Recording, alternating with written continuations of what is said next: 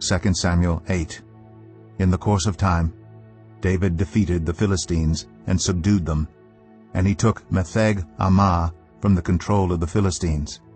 David also defeated the Moabites. He made them lie down on the ground and measured them off with a length of cord. Every 2 lengths of them were put to death, and the 3rd length was allowed to live. So the Moabites became subject to David and brought him tribute. Moreover, David defeated Hadadezer, son of Rehob, king of Zobah, when he went to restore his monument at the Euphrates River. David captured 1,000 of his chariots, 7,000 charioteers, and 20,000 foot soldiers. He hamstrung all but 100 of the chariot horses. When the Arameans of Damascus came to help Hadadezer, king of Zobah, David struck down 22,000 of them. He put garrisons in the Aramean kingdom of Damascus, and the Arameans became subject to him and brought tribute. The Lord gave David victory wherever he went. David took the gold shields that belonged to the officers of Hadadezer and brought them to Jerusalem. From Tebah and Berothai, towns that belonged to Hadadezer, King David took a great quantity of bronze. When Tu, king of Hamath, heard that David had defeated the entire army of Hadadezer, he sent his son Joram to King David to greet him and congratulate him on his victory in battle over Hadadezer, who had been at war with Tu. Joram brought with him articles of silver, of gold, and of bronze. King David dedicated these articles to the Lord, as he had done with the silver and gold from all the nations he had subdued, Edom and Moab, the Ammonites and the Philistines, and Amalek. He also dedicated the plunder taken from Hadadezer, son of Rehob, king of Zobah. And David became famous after he returned from striking down 18,000 Edomites in the Valley of Salt. He put garrisons throughout Edom, and all the Edomites became subject to David. The Lord gave David victory wherever he went. David reigned over all Israel, doing what was just and right for all his people. Joab, son of Zeruiah, was over the army. Jehoshaphat, son of Ahilud, was recorder. Zadok, son of Ahitub, and Ahimelech, son of Abiathar, were priests. Seraiah was secretary. Benaiah, son of Jehoiada, was over the Kerethites and Pelethites, and David's sons were priests. 2 Samuel 9. David asked, "Is there anyone still left of the house of Saul to whom I can show kindness for Jonathan's sake?" Now there was a servant of Saul's household named Ziba. They summoned him to appear before David, and the king said to him, "Are you Ziba?" "At your service," he replied. The king asked, "Is there no one still alive from the house of Saul to whom I can show God's kindness?"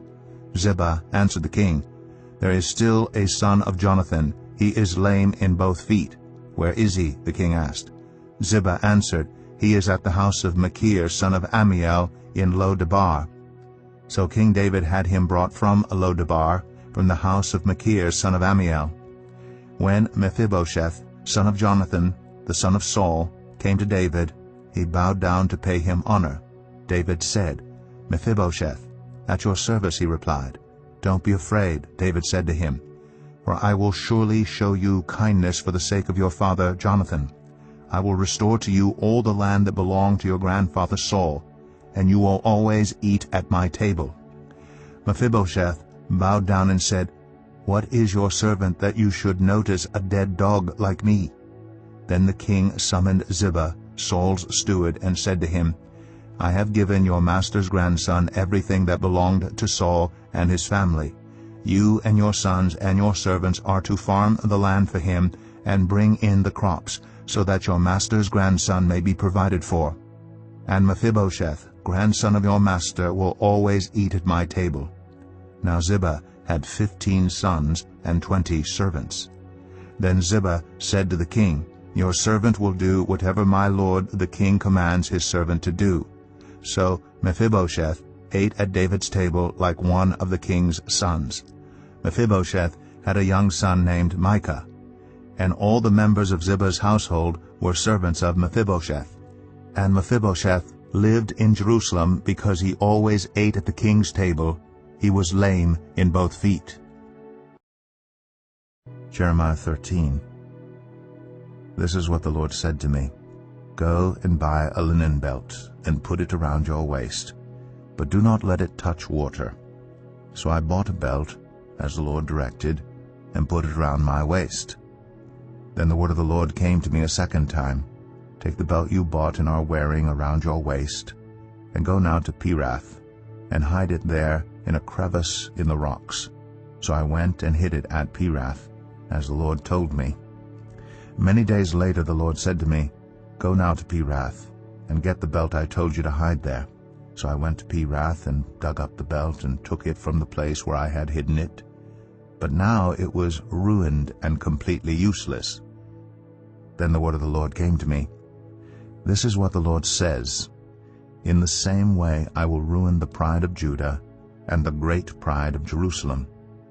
These wicked people who refuse to listen to my words, who follow the stubbornness of their hearts and go after other gods to serve and worship them, will be like this belt, completely useless. For as a belt is bound around the waist, so I bound all the people of Israel and all the people of Judah to me, declares the Lord, to be my people for my renown and praise and honor. But they have not listened. Say to them, This is what the Lord, the God of Israel, says.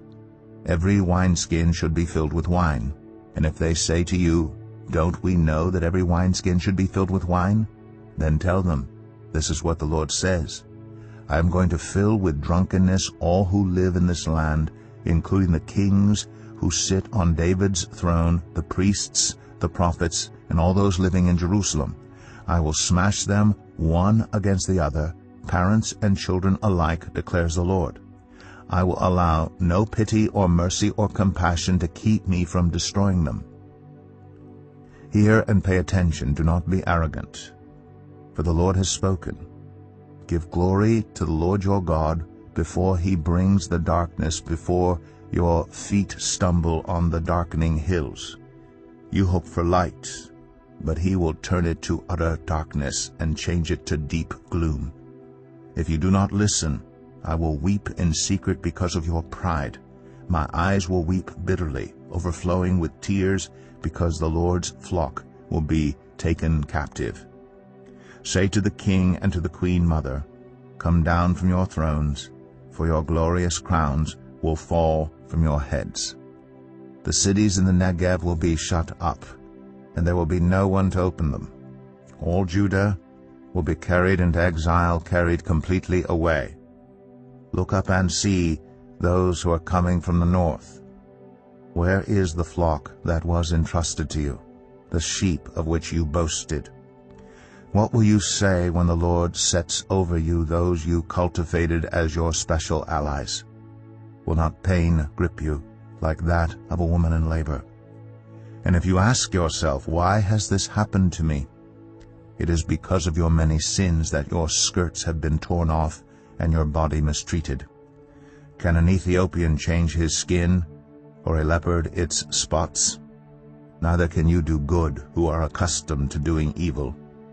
I will scatter you like chaff driven by the desert wind. This is your lot, the portion I have decreed for you, declares the Lord, because you have forgotten me and trusted in false gods. I will pull up your skirts over your face, that your shame may be seen. Your adulteries and lustful neighings, your shameless prostitution. I have seen your detestable acts on the hills and in the fields. Woe to you, Jerusalem! How long will you be unclean? Matthew 24. Jesus left the temple and was walking away when his disciples came up to him to call his attention to its buildings. Do you see all these things? He asked. Truly, I tell you, not one stone here will be left on another. Every one will be thrown down. As Jesus was sitting on the Mount of Olives, the disciples came to him privately. Tell us, they said, when will this happen? And what will be the sign of your coming and of the end of the age? Jesus answered, Watch out that no one deceives you. For many will come in my name, claiming, I am the Messiah, and will deceive many. You will hear of wars and rumors of wars, but see to it that you are not alarmed. Such things must happen, but the end is still to come. Nation will rise against nation, and kingdom against kingdom. There will be famines and earthquakes in various places. All these are the beginning of birth pains. Then you will be handed over to be persecuted and put to death, and you will be hated by all nations because of me. At that time many will turn away from the faith and will betray and hate each other. And many false prophets will appear and deceive many people. Because of the increase of wickedness, the love of most will grow cold. But the one who stands firm to the end will be saved. And this gospel of the kingdom will be preached in the whole world as a testimony to all nations, and then the end will come. So when you see standing in the holy place the abomination that causes desolation spoken of through the prophet Daniel, let the reader understand. Then let those who are in Judea flee to the mountains. Let no one on the housetop go down to take anything out of the house. Let no one in the field go back to get their cloak. How dreadful it will be in those days for pregnant women and nursing mothers. Pray that your flight will not take place in winter or on the Sabbath, for then there will be great distress, unequaled from the beginning of the world until now, and never to be equaled again. If those days had not been cut short, no one would survive. But for the sake of the elect, those days will be shortened. At that time, if anyone says to you, "Look, here is the Messiah," or "There he is," do not believe it. For false messiahs and false prophets will appear and perform great signs and wonders to deceive, if possible, even the elect.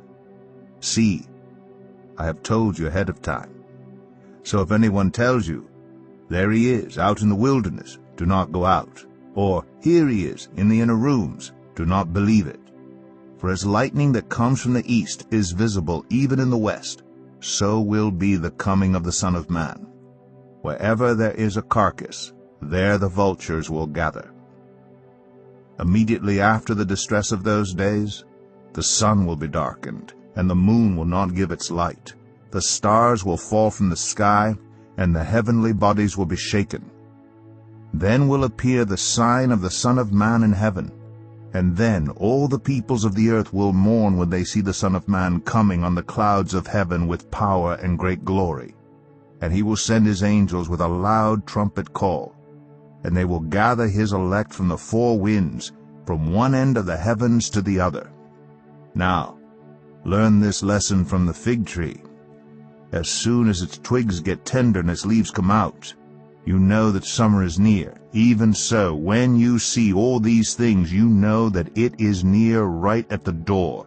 Truly, I tell you, this generation will certainly not pass away until all these things have happened. Heaven and earth will pass away, but my words will never pass away. But about that day or hour no one knows, not even the angels in heaven nor the Son, but only the Father. As it was in the days of Noah, so it will be at the coming of the Son of Man. For in the days before the flood, people were eating and drinking, marrying and giving in marriage, up to the day Noah entered the ark. And they knew nothing about what would happen until the flood came and took them all away. That is how it will be at the coming of the Son of Man. 2 men will be in the field, one will be taken and the other left. 2 women will be grinding with a hand mill, one will be taken and the other left. Therefore keep watch, because you do not know on what day your Lord will come. But understand this, if the owner of the house had known at what time of night the thief was coming, he would have kept watch, and would not have let his house be broken into. So you also must be ready, because the Son of Man will come at an hour when you do not expect him. Who then is the faithful and wise servant, whom the master has put in charge of the servants in his household to give them their food at the proper time?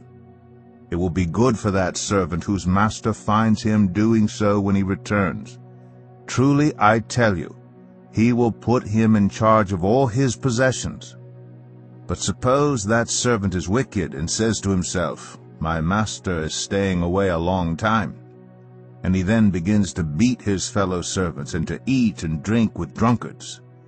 The master of that servant will come on a day when he does not expect him, and at an hour he is not aware of. He will cut him to pieces and assign him a place with the hypocrites, where there will be weeping and gnashing of teeth.